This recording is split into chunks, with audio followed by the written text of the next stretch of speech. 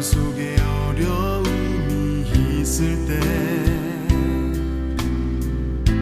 마음속에 어려움이 있을 때, 마음속에 어려움이 있을 때 주님 내게 먼저 오사 내 맘을 만지고 주님 앞에 나아올 수 없을 때, 주님 앞에 나아올 수 없을 때, 주님 앞에 나아올 수 없을 때 주님 날 먼저 안으시네. 그럼에도 불구하고 날 사랑하시는 내 하나님의 사랑 나의 모든 걸 덮고, 그럼에도 불구하고 날 안아주시는 내 하나님을 부를 때 아버지라 부르죠. 마음속에 어려움이 있을 때, 마음속에 어려움이 있을 때, 마음속에 어려움이 있을 때 주님 내게 먼저 오사 내 맘을 만지고 주님 앞에 나아올 수 없을 때, 주님 앞에 나아올 수 없을 때, 주님 앞에 나아올 수 없을 때 주님 날 먼저 안으시네. 그럼에도 불구하고 날 사랑하시는 내 하나님의 사랑 나의 모든 걸 덮고, 그럼에도 불구하고 날 안아주시는 내 하나님을 부를 때 아버지라 부르죠. 그럼에도 불구하고 날 사랑하시는 내 하나님의 사랑은 나의 모든 걸 덮고, 그럼에도 불구하고 날 안아주시는 내 하나님을 부를 때 아버지라 부르죠. 그럼에도 불구하고 날 사랑하시는 내 하나님의 사랑은 나의 모든 걸 덮고, 그럼에도 불구하고 날 안아주시는 내 하나님을 부를 때 아버지라 부르죠. 그럼에도 불구하고 날 사랑하시는 내 하나님의 사랑은 나의 모든 걸 덮고, 그럼에도 불구하고 날 안아주시는 내 하나님을 부를 때 아버지라 부르죠. 내 하나님을 부를 때 아버지라 부르죠. 내 하나님을 부를 때 아버지라 부르죠.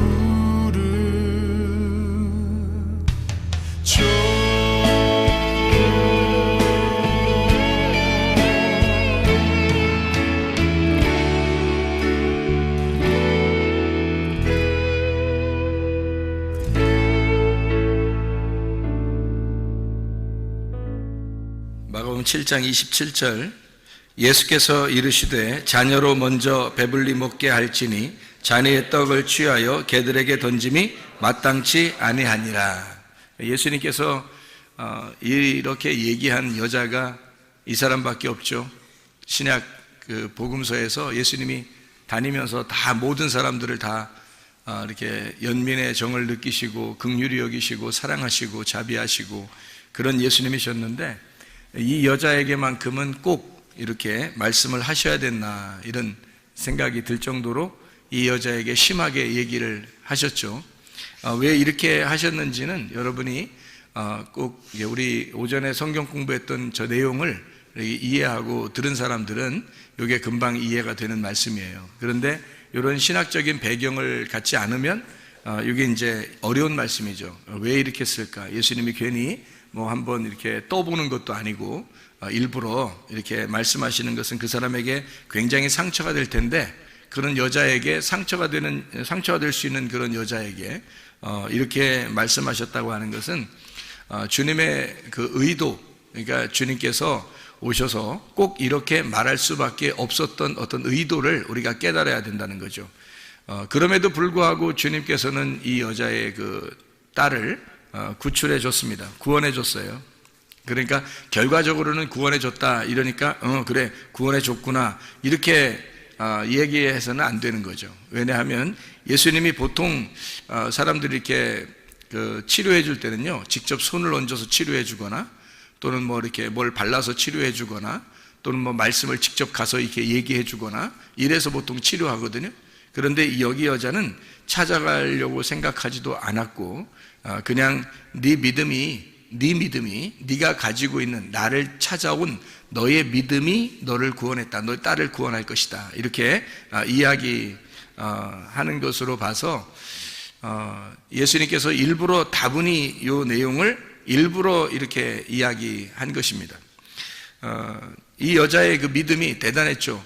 개들에게 던지는 것이 주인이 먹다가 남은 것을 아이들이 먹다가 남은 부스러기를 개들도 먹지 않겠습니까? 해서 그 부스러기의 복음을 내게 주십시오. 그러면 우리 가정이 치료를 받겠습니다. 라는 그런 고백을 하게 되죠.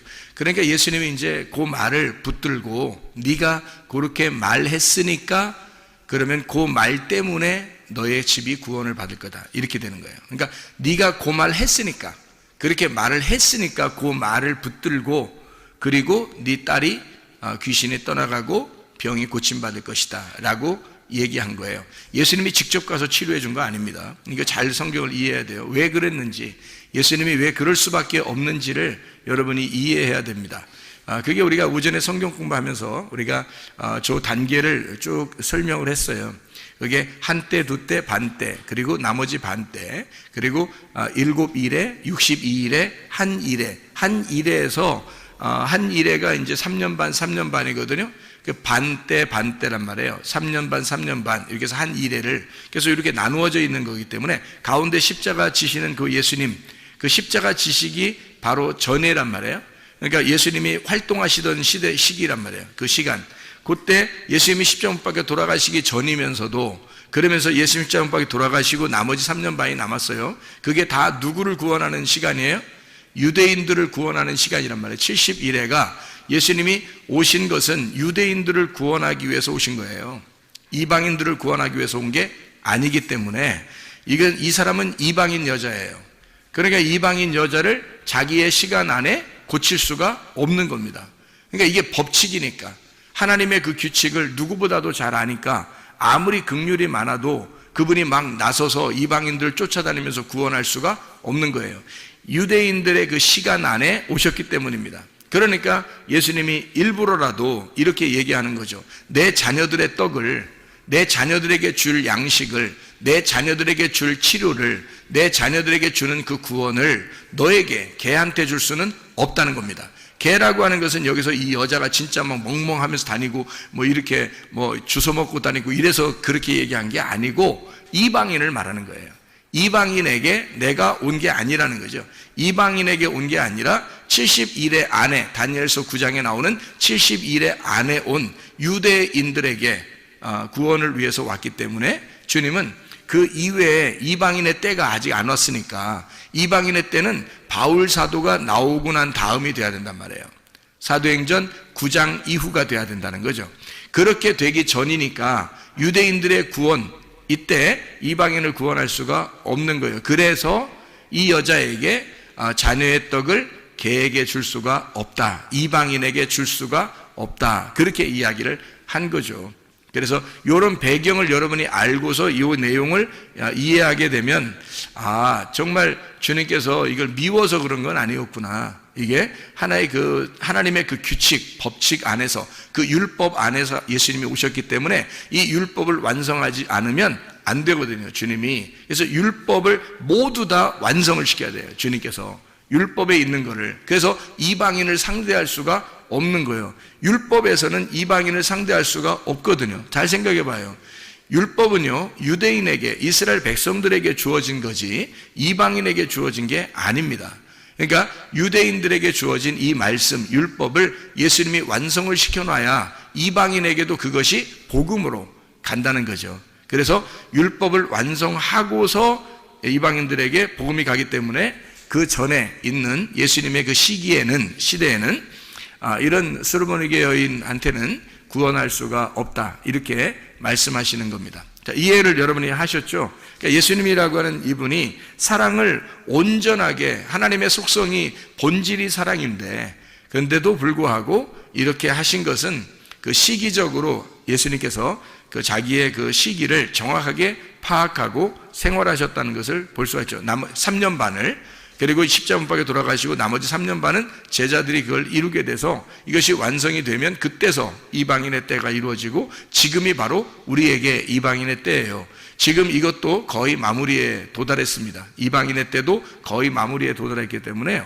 이것이 거의 마무리에 도달하면 마지막 이 하나님의 말씀을 다시 이제 이스라엘 백성들에게 이룬단 말이에요.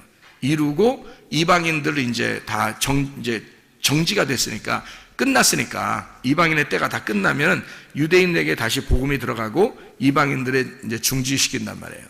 그러는 시기에 여러분이 있기 때문에요. 여러분, 보통 믿음을 갖지 않으면 사실은 주님 앞에 선택되기가 어렵습니다. 지금 시대는요. 이런 것만 제대로 알아도요, 성경에 예수님은 그냥 얼렁뚱땅 구원하고 이러지 않아요. 성경이 그런 식으로 얼렁뚱땅 구원한다면 이런 식으로 얘기하겠어요? 이 여자한테 예수님이? 그렇게 안 한단 말이에요. 심한 얘기를 이렇게 하는 것은 이게 한번 떠보려고 이러는 게 아니에요. 이게 떠보려고 그러는 게 아니라 예수님이 오신 그 규칙이 있다, 내가 온 그 법칙이 있기 때문에 이거를 내가 벗어날 수가 없어. 그래서 너한테, 걔한테는 줄 수가 없어. 그런 구원을, 그런 치료를 줄 수가 없어. 그럼에도 불구하고 네가 나라는 믿음을, 네가 하나님의 긍휼을 네가 구했으니까 그거를 붙잡고 그 얘기를 이방인에게 그 부스러기를 달라고 했으니까, 앞으로 여기 유대인들을 구원한 이후에 이방인들을 구원할 때는 예수님의 그 부스러기 복음이 나간단 말이에요. 그것을 이 여자가 깨달은 거예요. 그러니까 주인에게 주는 떡은 아니지만 거기서 아이들이 먹다가 남겨서 던져버리면 그거 주워 먹을게요. 우리가 사실 유대인만큼 성경 알고 구원받은 건 아니잖아요. 이방인들이요. 전혀 모르는데 거기서 떨어지는 부스러기를 가지고 우리가 구원받은 사람들이 이방인들이란 말이에요. 그거를 이 여자가 정확하게 깨달은 거죠. 그래서 예수님에게 그 사실을 이야기했고, 네가 그 말을 했으니까 이방인의 때에 구원받는 걸 너에게 샘플로 보여주겠다. 이방인의 때에 구원받는 것이 있는데 그건 나중에 올 거야. 근데 너는 지금 유대인의 때에 샘플로 이방인의 구원을 샘플로 보여줄게. 이게 주님께서 이제 이 여자에게 명령하신 겁니다. 엘리야 같은 사람이 있죠. 엘리야가 어떻게 됐다고 그러죠? 성경에서 보면 엘리야가 다 일 끝나고 집에 와서 발 씻고 쉬었더라, 이런 말 아니고, 일 다 끝나고 어떻게 됐어요? 엘리야가요? 승천해 버렸죠. 그러면 원래 인간은 승천할 수 있어요, 없어요? 없어요. 에녹이라는 사람은 어떻게 해요? 하나님과 동행하다가 승천해 버렸죠. 그러면 원래 인간은 승천해요, 못해요? 못합니다. 그럼 왜 그걸 예수님이 오시기 전에 이 사람들이 승천했죠? 샘플로 보여주는 겁니다. 예수님의 그 모습을 샘플로 보여주는 거예요. 예수님의 태어난 것은 원래가 여자하고 남자하고 이렇게 결혼해가지고 이렇게 결합해서 나온 예수님이에요? 아니면 원래 하나님이 성령에 의해서 만들어서 그냥 마리아 뱃속에 집어넣었다가 빼낸 거예요? 집어넣었다 빼낸 거예요. 그렇게 유일하게 한 것은 누가 샘플로 보여준 거예요? 아담. 첫 번째 아담이 여자 남자 없이 그냥 태어난 사람이에요. 그것이 그대로 예수님에게 두 번째 아담으로 이것을 이룬단 말이에요. 누군가 샘플, 이 그림자가 있어야 그 다음에 실제가 나오는 거예요. 무슨 말인지 알겠어요? 그래서 성경은 다 그림자라고 하는 거예요. 실제인 예수님이 여러분 안에 들어오려면 이 그림자를 정확하게 보고 파악해서 이 그림자를 여러분이 알고 실체를 받아들이면 예수가 들어온단 말이에요, 우리 안에. 그러니까 예수가 실체로 들어오잖아요? 그럼 앞에 있는 그림자는 다 뭐가 돼요? 율법이 돼버리는 겁니다. 그러니까 율법이 내 속에서 실체가 완성이 돼버리면 이 겉에 있는 율법은 이제는 다 그림자가 돼버려서 그림자는 실체를 만날 때까지만 그림자가 있는 거예요. 형상이라는 게. 그러니까 성경은 다 형상인 거죠. 뭐의 형상? 그리스도라는 실체의 형상이란 말이에요. 그러니까 그리스도를 받아들이게 하기 위해서 성경이라는 형체가 우리에게 형상이 있었던 거죠. 이게. 그러니까 이런 건 하나의 그 성경도 우상인 거예요. 그러니까 성경을 뭐 귀하게 여겨야 된다면, 아니 귀하게 여기지 말라는 게 아니에요. 제가 말하는 거 오해하지 마세요. 성경을 귀하게 여겨. 이 세상에서 그럼 성경만큼 귀한 게 어디 있어요? 그렇죠? 그런데 이 성경조차도 예수를 받아들이는 데 있어서 이 성경을 보는, 연구하는 사람들이 예수를 받아들이지 못한 사람이 얼마나 많아요. 무슨 말이냐면 실체를 못 받아들이고 이런 우상, 이런 형상을 가지고 중요하게 여긴다는 거죠. 이거는 그렇게 중요한 게 아니에요. 실체라는 예수님이 중요한 거지, 예수라는 실체, 그 복음이 중요하지 이것은 중요한 게 아니란 말이에요. 이거는 그림자예요. 하나의 이제까지 이루어졌던 예수 그리스도가 우리를 위하여 이루신 모든 사건들을 여기에 기록함으로써 이런 하나님이다라고 하는 것을 설명해 주는 거예요. 무슨 말인지 알겠죠? 그러니까 이방인의 구원의 때가 오면 수르보니게 여인 이 한 사람만 구원받겠어요? 이 여자의 그 딸만 구원받겠냐고요? 아니에요. 수많은 이제까지의 유대인들이 구원받은 것보다 더 많은 이방인들이 구원받아요. 수많은 이방인들이 구원받게 된단 말이에요. 그렇게 구원받는 것을 수르보니게 여인 그 딸을 통해서 우리에게 샘플로 보여주는 거예요. 이 여자를 통해서. 그러니까 이거는 그림자로 먼저 있었던 예수님과 함께 요 이야기들, 앞으로 나올 70일회가 끝나고 이방인의 때에 이루어질 사건을 설명해 주는 거란 말이에요. 그러니까 예수님이 일부러 이 여자 보고 너는 이방인이잖아, 너는 개잖아, 그러니까 내가 이 귀한 말씀을 너한테 줄 수가 없어. 내가 하늘에서 내려온 말씀인데 나를 너에게, 너의 딸에게 줄 수가 없다. 나는 70일회 안에 왔으니까. 그래서 예수님이 십자가밖에 돌아가시기 전이었고, 돌아가시고 난 다음에 제자들도 유대인 말고 이방인에게는 구원을 할 수가 없는 시점이란 말이에요. 그게 70일회의 마지막 시점이기 때문에 그렇습니다. 한 일회를 굳게 정한 언약이란 말이에요. 이것이. 그래서 다니엘서 9장에 그렇게 말하죠. 마지막 한 일회를 굳게 정한다. 그렇죠. 그 언약을요. 그게, 그러니까 주님께서는 그 법칙 안에서 왔기 때문에 벗어날 수가 없는 겁니다. 유대인들을 구원한, 자기 자녀들을 구원하기 위해서 오신 거니까 그런 거예요. 이게 하나님께서 자기 자녀들을 구원하기 위해서 하나님의 아들이 내려오셨단 말이에요. 그리고 나서 그 안에서 예수님의 수르보니게 여인을 구원하고 그 딸을 치료하고, 그리고서 밖에 있는 앞으로 70일회가 끝난 이후에 이방인들을 구원하는 놀라운 실체의 역사가, 성령의 역사가 이 여자를 통해서 그림자로 보여준다 우리에게. 이렇게 예수님이 절대 할 수 없는, 절대 치료를 할 수 없는 그 시점에서도 예수님은 긍휼을 베풀더라. 무슨 말이냐면 절대 이건 성경의 규칙상 안 되는 거란 말이에요. 근데 이 성경의 규칙도 하나님의 자비함보다는 못하다는 거죠. 하나님의 그 사랑보다는 못하다는 거, 그 규칙이 너무 정확한 건데 그걸 다 지켜야 되는데 그 규칙보다도 더 위대한 게 있었으니 그게 바로 하나님의 사랑이라는 겁니다. 그러니까 이 여인에게 도저히 이 여인의 딸은 구원받을 수가 없어요. 이방인, 예수님을 만날 수도 없고요. 그런데 예수님이 만나주고 또 거기서 얘기도 하게 되고 개라고 얘기했는데 그 여자가 가지 아니하고 개에게 부스러기 좀 남겨주세요 라고 이야기하니까 네가 그 말을 하였으니 너의 딸이 지금 치료를 받았다. 그리고 귀신이 떠나갔다. 뭐 이런 이야기를 하는 것입니다. 그러니까 진리의 말씀이, 복음이 들어갔다는 얘기예요. 진리의 말씀이 들어갔다. 어떻게? 이방인의 때도 아닌데. 근데 하나님의 그 자비하심, 하나님의 그 사랑은 이런 법칙도 뛰어넘더라. 놀라운 것입니다. 이게 하나님의 놀라운 법칙인데도 그걸 뛰어넘어서 치료하다. 그럼 우리 여러분과 저는 지금 이방인의 때, 여러분과 제가 이런 성경의 그림자보다 더 중요한 실체가 우리에게 하나님의 영으로 함께 하신다고요. 그러면 그 영을 붙들고 그 영을 내 안에 모셔드리면 그 영이 곧 말씀이요 그가 생명입니다. 그럼 우리를 치료하고도 남을 것이고 문제 해결하고도 남을 것이란 말이에요. 그럼 그 주님에게 모든 것을 의지하면 살아계신 우리 주님이 역사하시지 않겠느냐.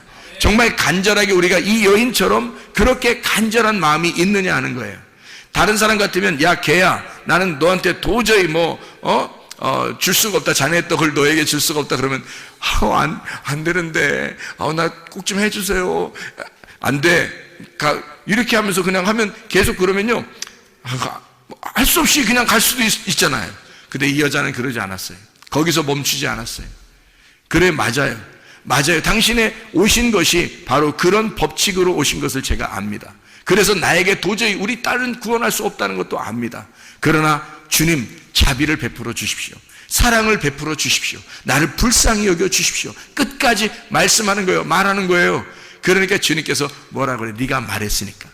내가 직접 가서 구원할 수는 없어. 때가 자기의 때는 이 법칙상 온 때니까. 그러나 네가 말했으니 네 말이 너를 감싸서 치료할 거라 이거예요. 네 말이 나와서 너의 딸을 치료할 거라 이거야. 네 말이 나와서 나라는 예수를 네가 붙들었고 네가 나의 믿음을 붙들었으니 네가 말한 그것이 너를 감싸서 네 문제를 해결할 것이라는 겁니다. 놀라운 거 아닙니까? 하나님의 역사가 본인이 자기가 자기를 건축할 수 있다는 겁니다. 자기가. 생각해 보세요. 누가 건축해 주지 않는다겠죠? 믿음이라고 하는 것을 누가 건축해 주지 않는다 그랬어요. 노아 방주? 누가 졌다고요? 노아가. 그래서 노아 방주라고 그러는 거예요. 여러분의 방주는 어떻게 해야 되는? 김씨가 지면 어떻게? 김씨 방주가 돼야 되는 거고요. 최씨가 지면요. 최씨 방주가 돼야 되는 거고요. 임씨가 지면 임씨 방주가 돼야 되는 거예요. 노아의 방주는 우리한테 필요 없어요. 그래서 아마 발견이 되지 않는가 봐요. 발견된다 할지라도 그거하고 우리하고 무슨 상관이 지금 그 안에 들어가 있으면 살아요? 안 그래요.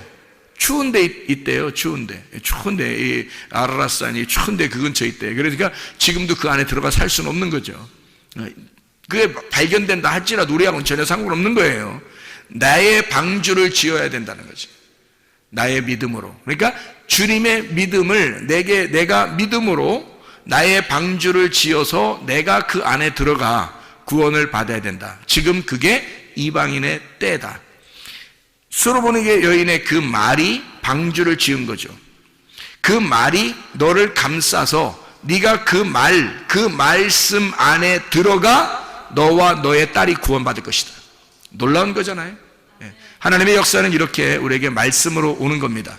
말씀을 했을 때 그 말씀이 나의 말씀이냐, 나의 방주를 짓는 것이냐, 내가 나의 말씀으로 그 주님을 믿는 그 믿음의 그 말씀으로 방주를 짓는 것이냐 이 말입니다. 그 방주 안에 들어가면 우리는 모든 문제가 해결되고 치료도 될 뿐만 아니라 우리의 영혼이 구원받는다는 말입니다. 아까워 더러운 영이 떠나가고 진리의 말씀이 오게 된다는 말이죠. 그럼 우리가 천국이죠. 그 자체가 천국이고 진리의 말씀이 있는 것이 천국이니까. 주님께서는 이 십계명을 우리에게 주셨을 때 하나님 사랑, 이웃 사랑이라고 그러잖아요. 그럼 하나님 사랑이 이웃 사랑으로 완성이 되면 십계명이 다 완성되는 거예요. 십계명 자체가 10개의 계명이잖아요. 10개의 계명이 이게 하나님 사랑과 이웃 사랑이란 말이에요. 하나님 사랑이 이웃 사랑으로 완전하게 되면 그러면 이게 완성이 된다는 거죠. 그래서 하나님 사랑으로만 남으면 그냥 하나님 사랑이에요. 근데 하나님이 이웃을 사랑하게 되면요, 하나님 사랑이 이웃 사랑으로 되면 완성된다. 그래서 우리 보고 뭐라 그러냐면 주님께서도 네가 하나님을 사랑하느냐, 그러면 네가 이웃을 사랑해라. 그러면 이게 성경의 사랑이 완성되는 것이다 이거거든요. 주님의 이웃이 누구예요? 나예요. 나의 이웃이 누구예요? 예수님입니다. 여러분 가족이 다 가족이 아니라 예수님이에요. 남편도 예수님, 아내도 예수님, 자녀도 예수님, 부모도 예수님이에요. 친구도 예수님이고요. 이웃도 예수님입니다. 다 우리의 주변에 있는 모든 나를 가리키는 모든 것이, 나를 말하는 모든 것이 다 예수님이라고요. 이 예수님이 나의 이웃이라고요. 이웃을 사랑하게 되면 율법을 완성하는 것이다 이 말이죠. 그러니까 이 이웃 사랑이 모든 율법을 이루었느니라, 완성을 했느니라. 로마서 13장 10절의 말씀입니다. 하나님의 속성, 그 사랑이라고 하는 사랑이 온전하게 되었느니라 이렇게 말씀하거든요. 로마서 13장 10절 말씀에 그렇게 말씀하고 있습니다. 사랑은 이웃에게 악을 행하지 아니하나니 그러므로 사랑은 율법의 완성이니라. 이게 10절에, 로마서 13장 10절에 나와 있는데, 이게 9절에 보면 뭐라고 그래요? 8절하고 9절에 보면, 8절엔 사랑의 빛 외에는 지지 마라고 되어 있고요. 9절에 보면 간음하지 마라, 살인하지 마라, 도둑질하지 마라, 탐내지 마라, 그 외에 다른 계명이 다 있을지라도 내 이웃을 내 자신같이 사랑하라 하신 그 말씀 가운데 다 들었다. 그러니까 이웃 사랑에 다 들어지는. 자, 성경 10계명 자체가 하나님 사랑이에요. 하나님은 사랑이시다라는 걸 설명해 주려고 하는 건데, 그분이, 자, 생각해 보세요. 가만히 여러분이. 자, 살인하지 마라, 간음하지 마라, 도둑질하지 마라, 탐내지 마라. 자, 이게 뭐예요 그게? 그거 하지 말아요. 무슨 말이에요? 너 이웃을 네가 살인하거나 도둑질하거나 간음하거나 탐내거나 그러면 그 이웃하고 너하고 어떻게 생각한 거야? 따로 생각한 거죠. 따로 생각하니까 네가 그걸 도둑질하려고 했고, 그것을 살인하려고 했고, 그것을 간음하려고 했고, 그것을 탐욕을 부리려고 했잖아. 네가 만약에 너라고 생각하면, 네가 만약에 이웃을 너라고 생각한다면 훔치겠냐 이거야, 살인하겠냐 이거예요, 탐욕 부리겠냐 이거야, 간음하겠냐 이거예요. 안 하죠? 남이라고 생각하니까 하는 거지, 그죠? 남이라고, 상대방이라고 생각하니까 우리가 그런 일을 하는 거죠. 그러니까 이웃 사랑이라고 하는 것이 사랑의 완성이라는 거예요. 십계명이라고 하는 그 사랑이, 하나님은 원래 사랑이다, 그것이 이웃을 사랑할 때 완성이 된다는 거예요. 그 말은 뭐냐면 하나가 되었다. 이웃하고 너하고 하나가 되면 사랑이 완성되고 십계명이 완전히 이루었느니라. 율법의 완성이다. 자, 이 무슨 말이죠? 예수 그리스도와 내가 이웃이었는데 그분과 내가 서로 사랑해서 하나가 되었어요. 그러면 율법은 완성된 거죠. 다시 말하면 예수 그리스도가 내 안에 들어오잖아요. 그러면 율법은 완성된 거예요. 그렇죠? 예수님이 내 안에 들어오면, 내가 예수님 안에 있고 예수님이 내 안에 오면 그 하나가 됐어요. 그러면 서로가 죽일 필요 없고, 서로가 도둑질할 필요 없고, 서로가 간음할 필요 없고, 서로가 탐욕을 부릴 필요가 없는 거죠. 왜? 예수님과 내가 하나가 되었으니까. 이게 서로 사랑이라는 거예요. 이게 이웃 사랑이라는 겁니다. 그러면 율법을 완성하였느니라. 자, 이것이 안 돼 있을 때는, 예수님이 오시기 전에, 십자 못 박혀 돌아가시기 전에 모든 사람들은 다 이게 한쪽이 부족한 거예요. 한쪽이 부족한 거야. 그래서 사도행전 3장에 보면 성전 앞에 누가 나오죠? 예, 절름배리가 나옵니다. 그게 안전뱅이라고 나와서 우리나라 성경에는 안전뱅이라는데, 사실은 한쪽 다리가 부족한 자예요. 한쪽 다리가 부족한 자. 그러니까 절름발이에요. 절름발이니까, 여러분 절름발이면 어떻게, 안전뱅이면 원래 걸어가지도 못하죠. 근데 절름발이면 어때요? 성경대로 말하면 절름발이거든요. 그러면 이 절름발이라고 하는 건, 절름발인 여러분 걸어갈 수 있어요, 없어요? 있어요. 뛸 수 있어요, 없어요? 뛸 수 있어요. 절름발이는 한쪽 다리만 부족한 거거든요. 그러면 이렇게 뛰기도 하고요, 이렇게 걸어가기도 하고, 그러는 거예요. 그게 절름발이에요. 안전뱅이는 아예 못 일어난 거고. 그러니까 우리가 성경에 안전뱅이라고 나오니까 성전에 들어가서 뛸 수 없고 걸어갈 수 없으니까 성전에 못 들어가겠구나 이렇게 생각하는데, 만약에 이 사람이 성전 안에 들어갈 수 있다면, 그런다면요, 그러면 들어가면 막 뛸 수 있어요. 다리 한쪽 가지고 걸어갈 수도 있고.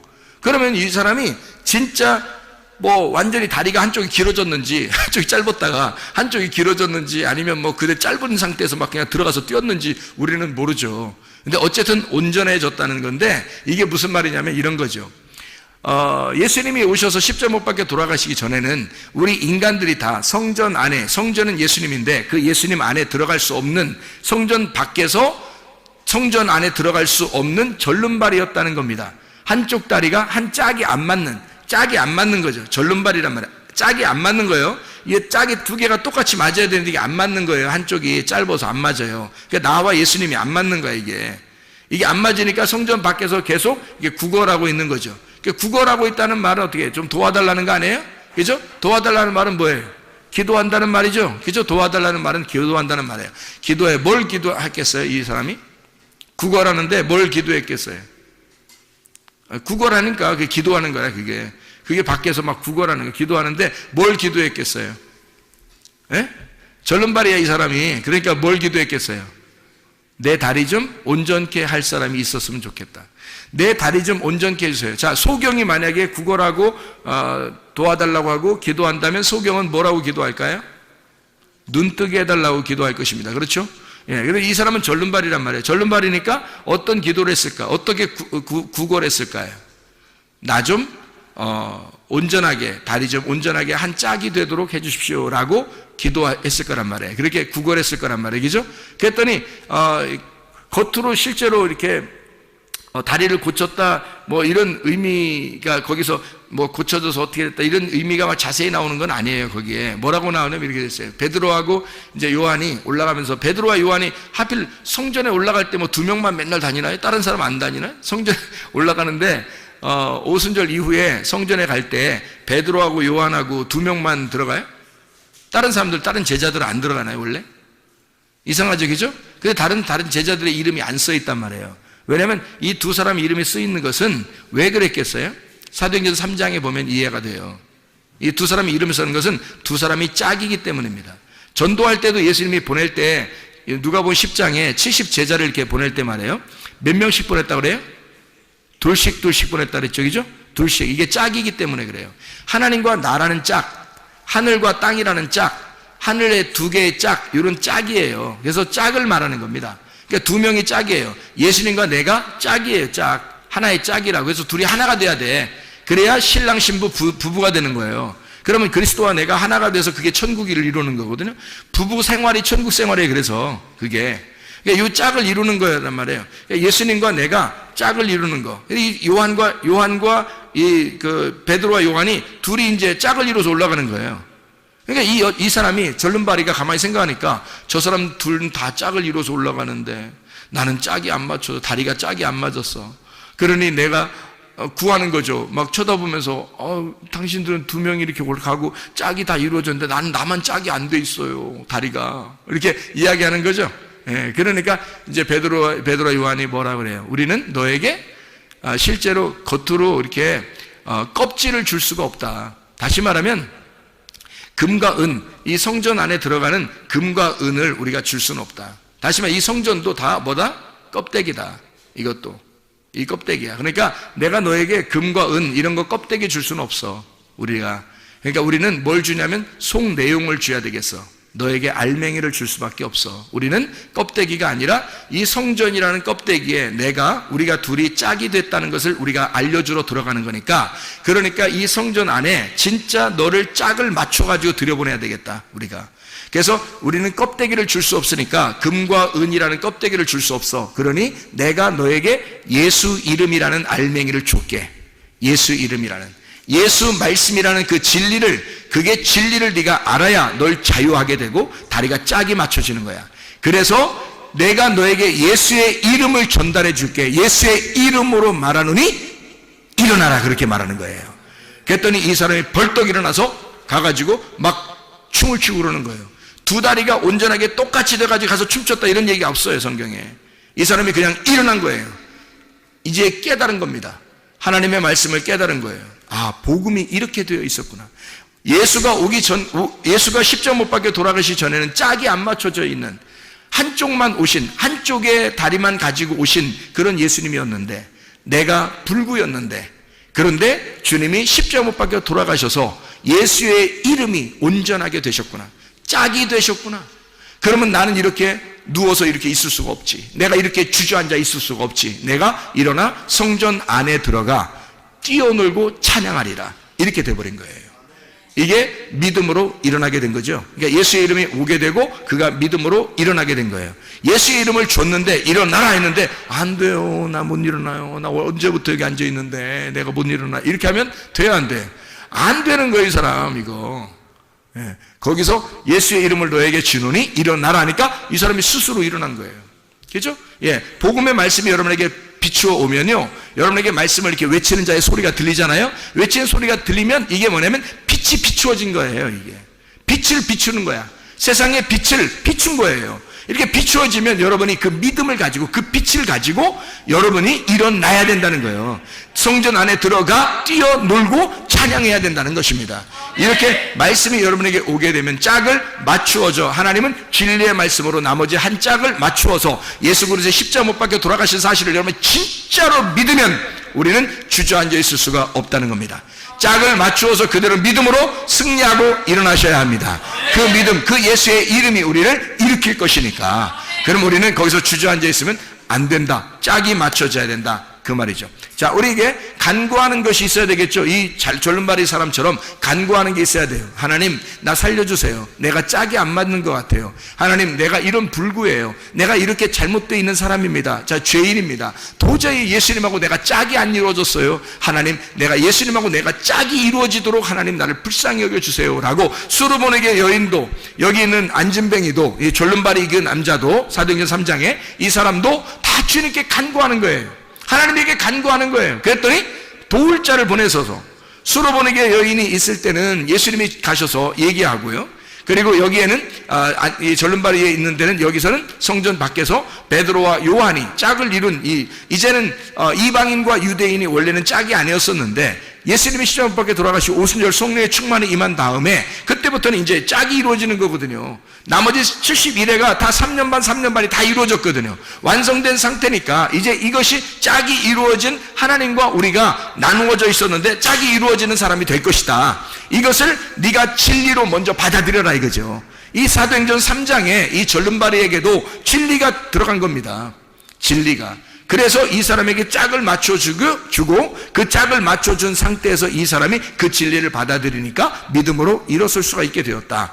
이것은 주님의 짝이에요. 하나님의 말씀이라고 하는 이 말씀은, 그래서 이 다리에 두 개 다리가 절름발이었었는데 한 짝을 이루는 71회가 완성되면 우리의 모든 짝이 다 맞춰져. 그리스도가 신랑이고 내가 신부가 돼서 하나의 짝이 맞춰지면 온전한 다리로 살아갈 수밖에 없는, 짝이 이루어진 상태로 살아갈 수밖에 없는, 그분은 신랑이고 나는 신부인데 둘이 하나가 되는, 주님이 내 안에 내가 주님 안에 있는, 서로 하나가 된 삶을 살아갈 수밖에 없다는 거죠.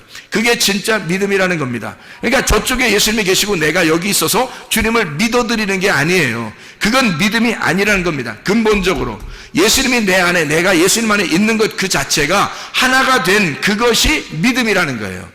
그래서 주님 앞에 기도하는 거예요. 기도해서 주님께 응답받고, 주님께 응답받아서 하나가 되면 주님의 자비를 베풀 거 아닙니까? 하나님이 우리에게 자비를 베풀 거 아니에요. 그러면 우리의 문제거리를 해결하면 주님이 나와 하나가 된단 말이에요. 하나가 되면 하나가 된 사람이 풍성한 사람이에요. 그러면 이 풍성한 사람이 또 그 말씀을 나눔으로써 자비를 베푸는 거예요. 그걸 뭐라 그러면 구제라 그렇게 말하는 거죠. 그러니까 기도해서, 하나님 앞에 기도해서 예배가 성공돼 하나님을 만난 사람은 구제가 반드시 일어나야 된다는 거죠. 하나님이 우리를 구제하기 위해서 예수님으로 보내서 우리를 구제하셨죠. 그러니까 구제하셔서 우리가 그 기도에 응답, 하나님께 막 구했더니, 이스라엘 백성들이 애굽에서 막 구했더니 모세를 보낸 거예요. 구제하신 거죠. 하나님이 모세를 보내신 것이 구제입니다. 그리고 이 죄인들, 우리 같은 이런 죄인들에게 예수 그리스도 메시아가 오신 것은 구제하신 겁니다. 하나님이 우리에게 예수를 보냄으로써 우리를 구제하신 거예요. 그럼 여러분이 받은 구제는 뭐예요? 여러분이 받은 구제는 뭐 구제 옷 뭐 이런 것 있다던데, 그 구제 옷을 받은 거예요. 그 옷이 의의 옷이란 말이에요. 그리스도의 옷, 의의 옷을 우리가 구제받았어요. 하나님으로부터 구제를 받았단 말이에요. 그러면 여러분이 가진 것은 뭐예요? 돈을 가지고 있는 거예요? 진짜 지식을 가지고 있는 거예요? 아니면 뭐 이 세상에 좀 잘 사는 거, 이런 걸 가지고 있는 거예요? 뭘 구제받았다고요? 그리스도를 구제받았다고. 하나님에게 우리가 나 죄인입니다 라고 하는 사람이, 그렇게 간구하는 사람에게 주님께서, 하나님께서 우리에게 예수라는 구제품을 주셨다고요. 예수라는 분을 우리에게 내려주시니까 그 구제를 받은 내가 이 예수를 다른 사람에게 전달해 준다는 거, 이 전달해 주는 걸 말씀 선포라고 그러는 것입니다. 내가 간구했더니 하나님께서 응답하셔서 예수 그리스도가 내게 오셨단 말이에요. 하나님께서 나에게 구제하신 거죠. 그러니 나는 이 구제를 받았으니 내가 많이 풍성해졌어요. 풍성해진 내가 이 풍성한 예수 그리스도를 다시 다른 사람에게 구제하는 것이죠. 이해하겠습니까? 그래서 구제는 곧 기도요, 기도는 곧 구제라는 얘기죠. 예배가 구제고 구제가 예배라는 거예요. 그러니까 구제와 예배와 기도는 같은 것이란 말입니다. 예수 그리스도를 너희가 받고 예수 그리스도를 나누어 넘겨주라는 겁니다. 네가 받은 예수를 넘겨주라는 거예요. 이게 복음의 말씀이라는 거예요. 그래서 우리는 기도하는 것과 말씀 전하는 일에 전무해야 하는 것입니다. 여러분, 예수 그리스도가 여러분에게 뭘 해요? 좋은 걸 주고 싶어 하셔요. 예수님이 우리에게 좋은 걸 주고 싶어 하신다고요.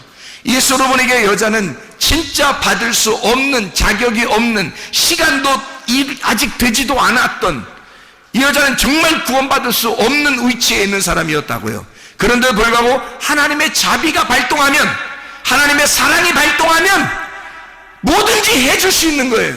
네가 말한 그 말이 너를 감싸고 너를 감싼 그 말이 너의 딸을 구원할 것이라는 거죠.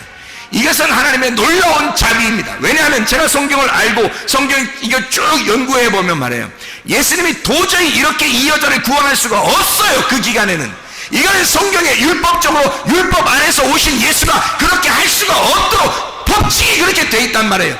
그런데 예수가 그 법칙을 깬 거예요. 어떻게? 자기가 깰 수는 없으니까 네 말이 이 법칙을 깨버릴 거라는 거죠. 네 말한 것이, 네가 말한 그 말씀, 믿음의 말씀이 이 법칙을 깰 거라는 거죠. 이 법칙도, 이 성경의 법칙도 내가 구원받는 데 있어서는, 나에게 있어서는 이 법칙이 뭐 그리 대단한 거야 이거야. 예수가 대단한 거지 뭐 이게 그 대단한 거라 이 말이에요. 생각해 보세요. 예수 그리스도에게서는요, 그가 이런 법칙 안에 와서 자기는 그 법칙을 충실하게 이행하여 율법을 완성해야 되지만, 그러나 이 여자의 말이 나의 법칙도 깰 만큼, 이 세상의 창조 때부터 말이에요, 성경의 창조 때부터요, 이 세상의 모든 법칙은 다 깨지고 온 겁니다. 그렇잖아요? 세상의 모든 법칙은 하나님의 법칙 안에서는요 다 깨질 수밖에 없는 거예요. 모든 규칙은. 왜냐하면 생각해, 예수님이 부활하는 것도 이 법칙이 깨지는 거 아닙니까? 예수님이 땅에서 위에서 내려오는 게 아니라 밑에서 위로 올라가네. 이게 법칙이 다 깨지는 거예요. 문이 닫혀 있는데 문을 통과해 들어가? 문이 닫혀 있는데 통과해서 들어와? 이게 어떻게, 이게 법칙이 다 깨져버리는 거예요. 이런 모든 법칙들도 실체가 오면요 다 깨져버리는 겁니다. 실체가 오면. 그러니까 예수 그리스도, 당신이 말하면 나에게 내 딸이 구원받지 않겠습니까? 당신이 나에게 말하시면, 부스럭이라도 얘기하시면, 부스럭이라도 주시면 우리 딸이 구원받을 수 있겠습니다. 이거 하나님의 그 법칙, 하나님의 그 율법 안에서 오신 그 하나님의 법칙도 그냥 금이 쫙 가버리는 거죠. 이 법칙이라는 유리가요 팍 깨져버리는 겁니다. 하나님의 가슴이 쫙 찢어지는 거예요. 왜? 그래서 그 속에 있는 심장, 그 가슴을 확 내미는 거죠. 그래, 네가 말했으니, 네가 나의 심장을 건드렸으니, 네가 나의 사랑의 심장을 건드렸으니, 그러니 네가 말한 그것이 너를 구원할 것이다. 그 믿음이, 그 심장이 너를 구원할 것이다. 하나님의 사랑입니다. 여러분, 하나님은 사랑을 완성하시러 오신 분이에요. 하물며 여러분과 저에게 지금 이방인의 때에 여러분과 저에게 하나님의 은혜를 베풀지 않겠는가? 하나님의 은혜를 구하는 주의 백성들이 다 되시기를 바랍니다. 우리 하나님 아버지 사랑과 은혜를 감사를 드립니다. 주의 은혜 가운데 살다가 주님 만나게 도와 주시옵소서. 예수 그리스도 존귀하신 이름 받들어 기도 올리옵나이다.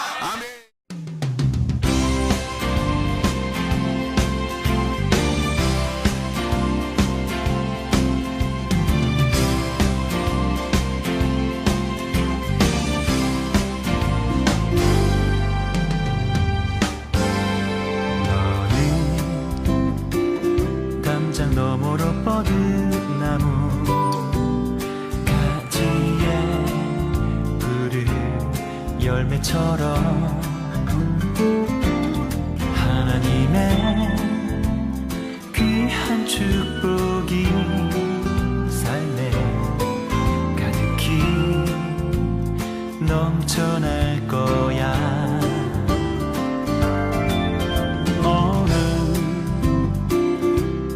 시련이 와도 능히 이겨낼 강한 발이 있어. 하신 하나님께서 너와 언제나 함께 하시니 너는 하나님의 사랑, 아름다운 하나님의 사랑. 나는 널 위해 기도하며 내 길을 축복할 거야. 너는 하나님의 선물, 사랑스러운 하나님의 열매, 주의 품에 꽃 피운 나무가 되어줘.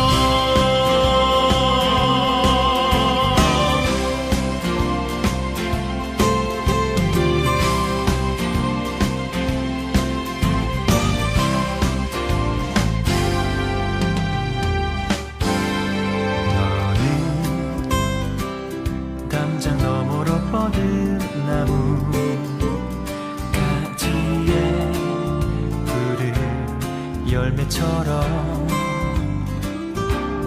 하나님의 귀한 축복이 삶에 가득히 넘쳐날 거야.